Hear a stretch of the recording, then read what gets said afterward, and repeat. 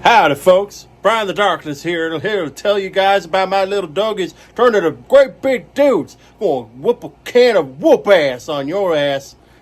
Get ready for this deck profile, you guys. It's going to be a scorcher. Yeah!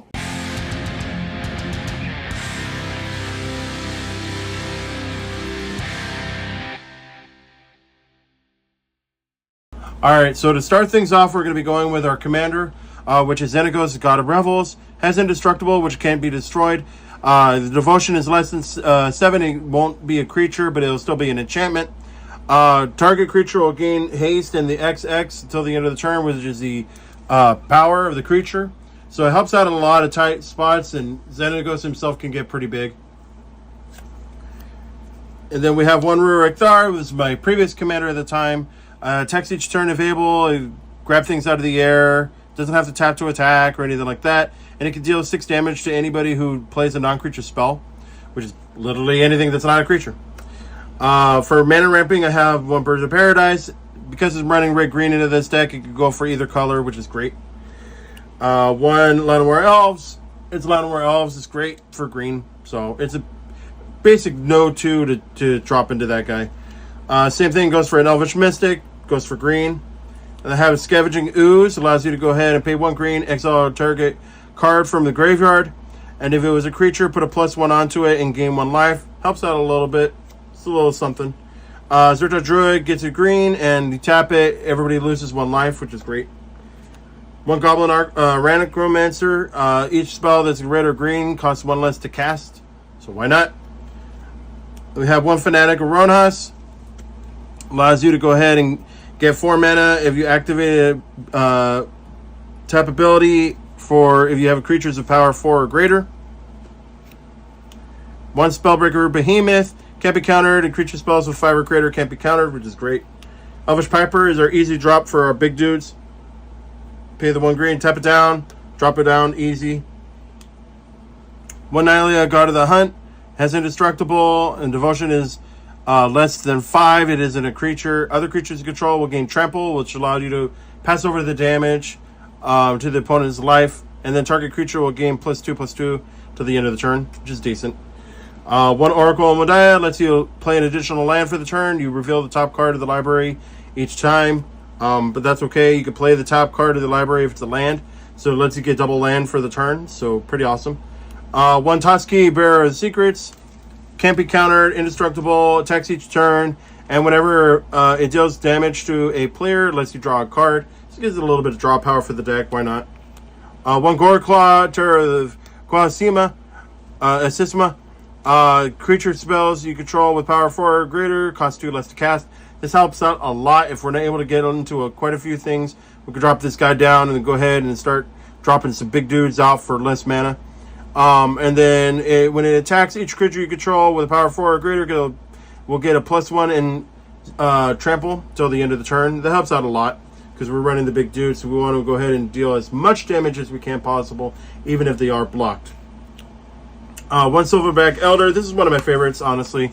Whenever you cast a creature spell, choose 1. Destroy target artifact or enchantment. Look at the top 5 cards of your library. You put any land. Put a land card from among them onto the battlefield tapped. Put the rest onto the bottom in a random order, or you gain 4 life. So why not? And he's got good stats as well. Why not? As far as our hastings, we got Urabrask of the Hidden. Creatures you control will have haste. Creatures your opponent controls enter the battlefield tapped. It gives you a little bit of an advantage. That way you don't have to get blocked. You can just start swinging right away.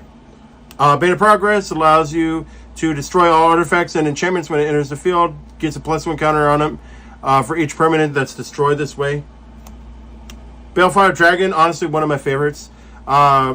Whenever it deals combat damage to a player, it'll deal that much damage to each creature that player controls. So if they have a whole army onto the field, and if I pumped it up with Xenagos, making it a 12-12, or actually it should be a 12-11,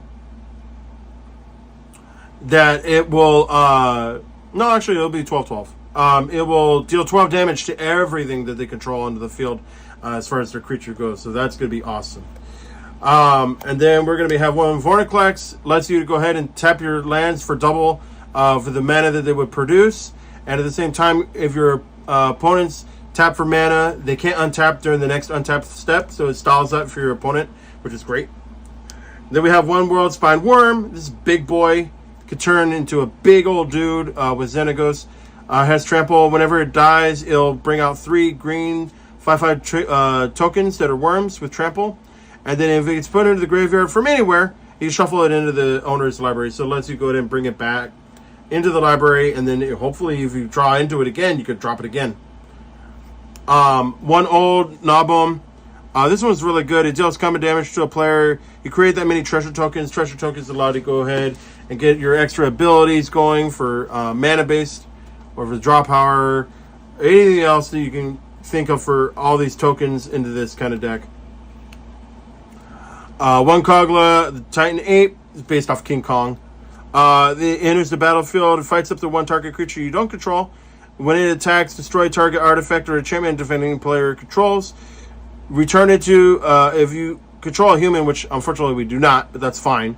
In any case, it will gain indestructible into the end of the turn, but, I mean, like we really care. One Fine Horde Elves lets you go ahead and get green to the mana pool. You can play it as an Erupt, why not? Then we have one Elder Gunhoth. Vigilance, Reach, Trample. Whenever it attacks or blocks, you can choose one. You can bring out a token. You can gain 3 life or draw a card. One over here, God, it allows you to go ahead and when it deals combat damage to a player, reveal that many cards at the top of the library. You put a creature card or land among them, and put them onto the battlefield, and then put the rest onto the bottom in any order. When it dies, return it onto the battlefield, tapped and transformed. So when you transform this thing, you just basically just take it out, flip it over, and basically it'll turn into a land. And then it allows you to go ahead and if you control 10 or more permanents, you add it as a sorcery. That basically just allows you to go ahead and transform it.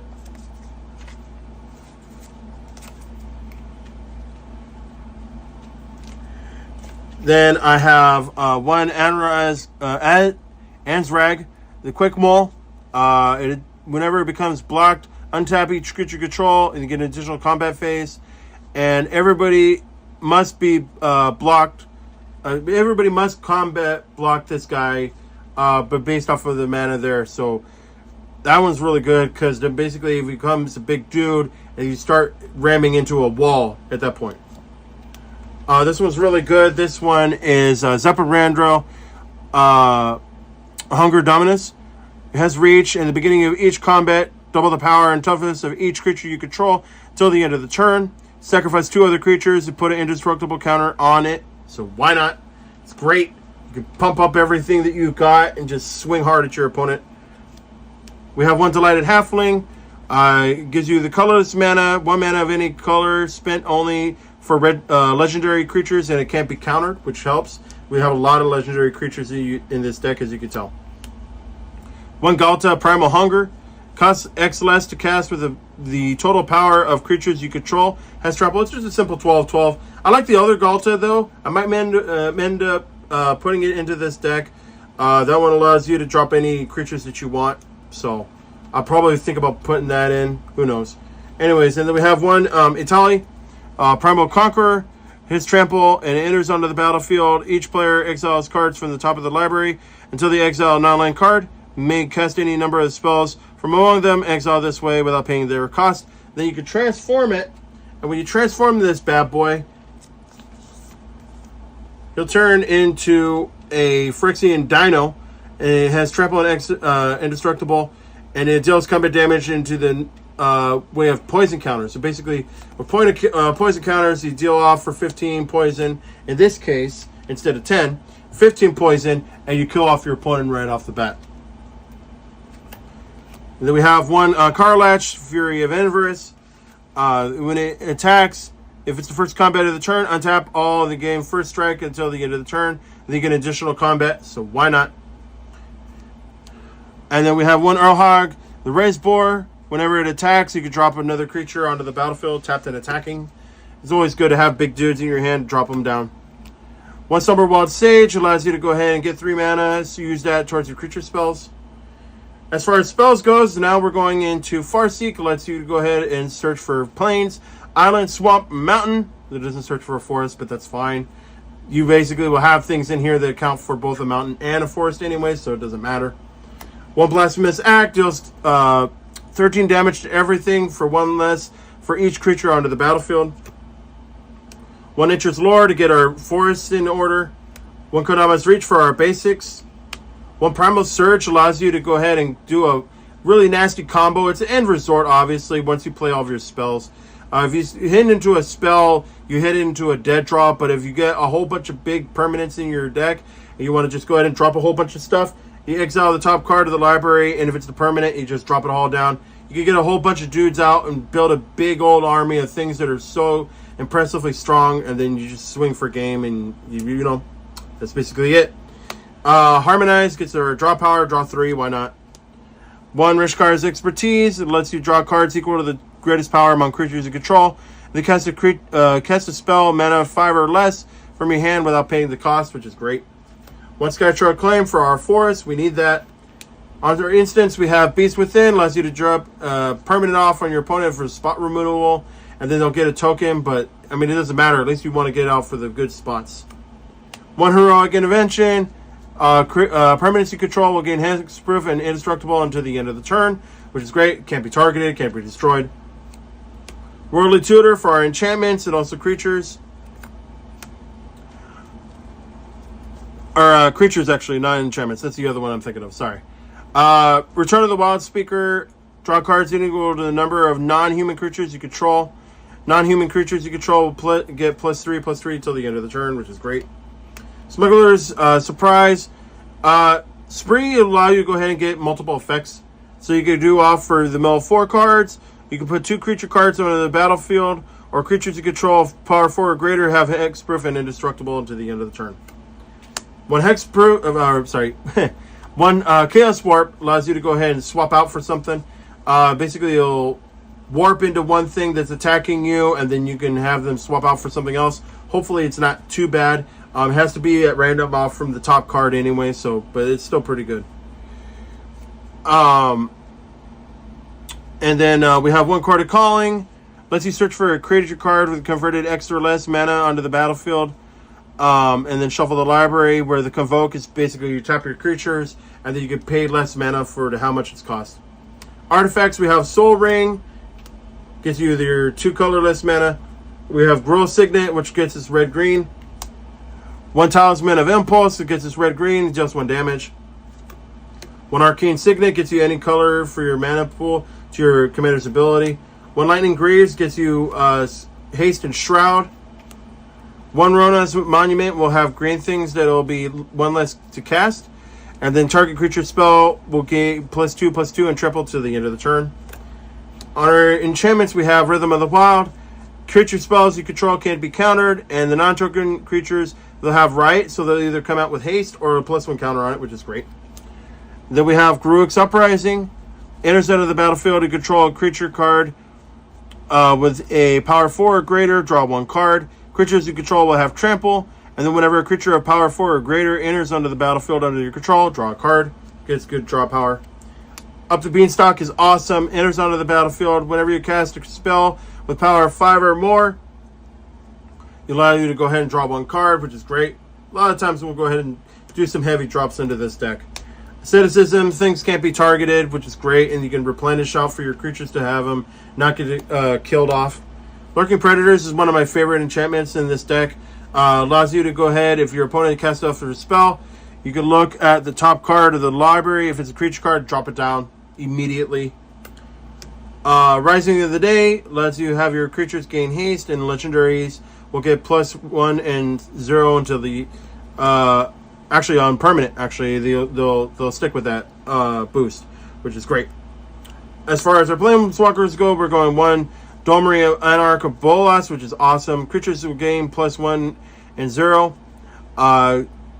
You add a red or green. Creature spells you cast this turn can't be countered. Target creature you control will fight target creatures you don't control. So you basically pit fight all of them and have them attack each other. And then you have 1 Vivian Advocate. Look at the top card of the library at any time. You could may cast creature spells to the top of the library. Get a beast token out, and whenever you cast your next creature this turn, you search the library for the creature card with the less converted mana cost and put it onto the battlefield, shuffle your library after that, which is great. Then we have one Xenagos Reveler. Red Xenagos Reveler is awesome. It gives you any combination of red and green onto the battlefield. You can play creature spells, which is the number of creatures that you control. It lets you go ahead and get a Satire token onto the battlefield, and you can exile the top cards of the library, put any number of creature cards and land cards among them onto the battlefield. Helps out. Then we have one Miskin Boo. When it enters onto the battlefield at the beginning of the upkeep, you can create a Boo legendary 1/1 hamster, which gives it this hamster. Has trample and haste. Sacrifice a creature, and it will deal X damage to target where the creature with X is the power, and if the battlefield, if the sacrificed creature was the hamster, you draw X cards, which is great. You can pump this thing up and just make it really, really nasty. And then as far as our lands go, we're going with Cinderglade for red green, Command Tower, Copperlane Gorge, Craiggrown Pathway, which basically you'll flip over if you wish, and you can change it over to Timbergrown Pathway or Timberground Pathway. You can do whatever one that you want, honestly, but I prefer to go with the green, with the red side. Why not? One Dryad Arbor is a creature, but it's also a land. Firelit Thicket gets you for your double red or double green or your red green. One Corpuscular Forest, one Kiswick Wolf Run. Reliquary Quarry Tower gives you no maximum hand size, which is great. One Rockvale Vale. Runeborn Crag for red green. Scarred Ridge Pits lets you go ahead and get trample until the end of the turn and +1 on the target creature. Spire Garden. Stomping Ground. Commercial District. Wooded Foothills is your fetch. Lets you go ahead and search for any force card. Ridging Ravine. It'll turn into a dude with a 3/3 red-green elemental, and it'll put a +1 counter onto it. We got Restless Ridgeline. It will become a 3/4 dinosaur until the end of the turn, and +2 and 0 when it attacks. But, you know, into time, I mean, you basically don't really care too much into that, because you don't really want to lose your lands if they get killed off. One Sheltered Thicket. One Lair of the Hydra. If you control 2 or other lands, it'll enter in tapped. And Lair of the Hydra becomes a XX green Hydra token onto the land, and X can't be 0. But that's okay. Turn into a dude. Muswell Bridge is great. It powers up itself with Primal Surge. So you can drop down Primal Surge for free if you have things that'll have a combined total of power of 10, and then it automatically just plays it for free. Once you do the hideaway cost, it basically puts the land or puts the card underneath the land. One Game Trail, and then of course we're going to be going with our fancy stained glass forest or shattered glass forest, stained glass forest. We're going with all of those, and then we're going to be going with our stained glass mountains at the same time. And so that's it for the deck, you guys.